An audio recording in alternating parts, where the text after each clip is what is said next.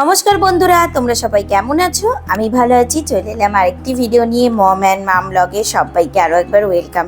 গিয়েছিলাম একটু শ্রীনিকেতনে কেনাকাটা করতে। আর শ্রীনিকেতনের না এই জায়গাটা দেখো, গাছে কি সুন্দর করে গাছগুলোকে সাজিয়ে রেখেছে।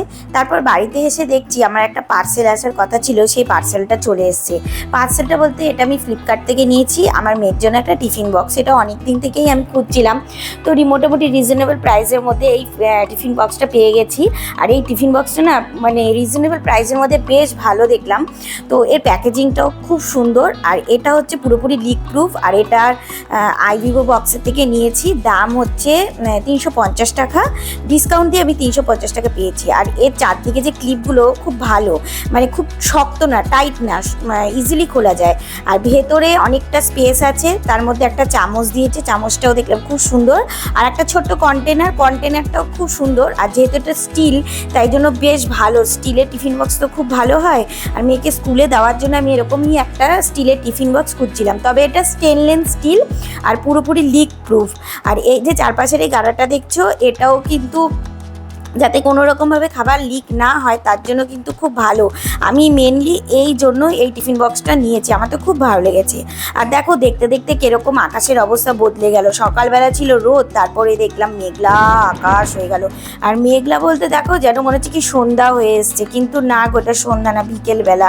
তারপরেই দেখছি ঝমঝম করে বৃষ্টি আসছে। আর দেখেছো এই গাছগুলো তোমাদের একটা ভিডিওতে আমি দেখিয়েছিলাম যে আমি নার্সারি থেকে গাছগুলো নিয়ে এসেছিলাম। তো সেই দেখো গাছগুলোকে আমি টবে বসিয়ে দিয়েছি, বেশ সুন্দর দেখতে লাগছে। তবে এই গাছটা না জানো তো, পাতাগুলো প্রথমে সবুজ থাকে, সবুজ থাকতে থাকতে পাতাগুলো এরকম লাল হয়ে যাবে।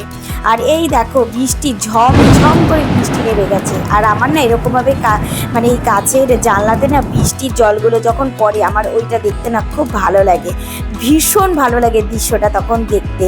আর একমাত্র বৃষ্টির সময় এইরকম দৃশ্যটা দেখা যায়। তারপর ওপর থেকে নিচে নেমে দেখছি একটা ছোট্ট পাখির বাসায় উড়ে এসে পড়েছে। তো আমি ভাবলাম হয়তো বাচ্চা আছে, ভয় পেয়ে গেছিলাম। কিন্তু সামনে গিয়েই যখন পাখির বাসাটাকে মানে সোজা করলাম, দেখলাম পুরো ফাঁকা, কিছুই নেই। একদিকে ভালো হয়েছে, পাখি টাকি থাকলে বা ডিম থাকলে খুবই মুশকিল হতো। আর এই দেখো, দেখেছো নেল পালিশগুলোকে বার করেছে, সাথে স্পিড বার করেছে। একাই দেখো, একবার নেল পালিশ পরবে, আবার স্পিড দিয়ে তুলবে। আমাকে বললে তো আমি সবসময় করে দিতে পারি না, তাই একাই সব বার করে দেখো বসে বসে নেল পালিশ তুলছে। কি সাজতে ভালোবাসে।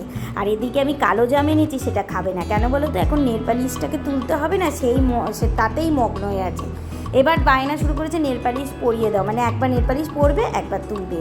আর দেখো বাচ্চারা তো বৃষ্টি হাওয়াতে প্রথমে বাড়িতেই খেলছে, যেহেতু বেরোতে পারছে না। কিন্তু না কিছুক্ষণ বাদেই না জেদ ধরেছে বাড়িতে আর খেলবে না, এবার বাইরে যাবে। তো আমার শরীরটা যেহেতু ভালো ছিল না, তাই প্রথমে ভেবেছিলাম যাব না, কিন্তু বাধ্য হয়েই এদেরকে নিয়ে আবার মাঠের দিকে যেতে হলো। মাঠে তো আর সাইকেলটা চালাতে পারছে না। ওরা কী করছে, মাঠের চারপাশে যে রাস্তাটা আছে সেই রাস্তাটাই গোল গোল করে ঘুরছে। আর এদিকে মামুনি তো বেরোবে, তাই মামুনিকে একটু শাড়ি টাড়ি পরিয়ে দিচ্ছি। মানে একাই পরতে পারে, কিন্তু বয়স হয়ে গেছে তো, কুচিটা আঁচলটা এগুলো একটু ভালো করে ধরে দিচ্ছি। তবে আমিও যে খুব ভালো শাড়ি একটা পরতে পারি তা নয়, কিন্তু যেহেতু মানে অল্প কিছু পরাতে পারি, তাই না মামুনিকে একটু হেল্প করে দিলাম। আর এই যে মামুনি টোটোতে বসে গেছে, একেবারে সব লাগেজও রেডি। আমাদেরকে বলেছিল যেতে, কিন্তু আমাদের সময়, মেয়ের পড়া, তাই জন্য না আর হয়ে উঠলো না। তবে হ্যাঁ, চিন্তাভাবনা আছে পরে পুরী যাওয়ার, যেহেতু পুরী কখনোই যায়নি, তো মেয়েকে নিয়ে যাওয়ার ইচ্ছা আছে। আর এই দেখো মেয়ে নিজের মতো করে বই নিয়ে পড়তে বসেছে। মানে ও কিন্তু সচরাচর এরকমভাবে নিয়ে বসে না, মানে আমি বললে তবেই বসে। তো চলো ভিডিওটা আজকে এখানেই শেষ করছি। তোমাদের কেমন লাগলো কমেন্ট করে জানিও। দেখা হচ্ছে নেক্সট ভিডিওতে। আজকের মতো টাটা।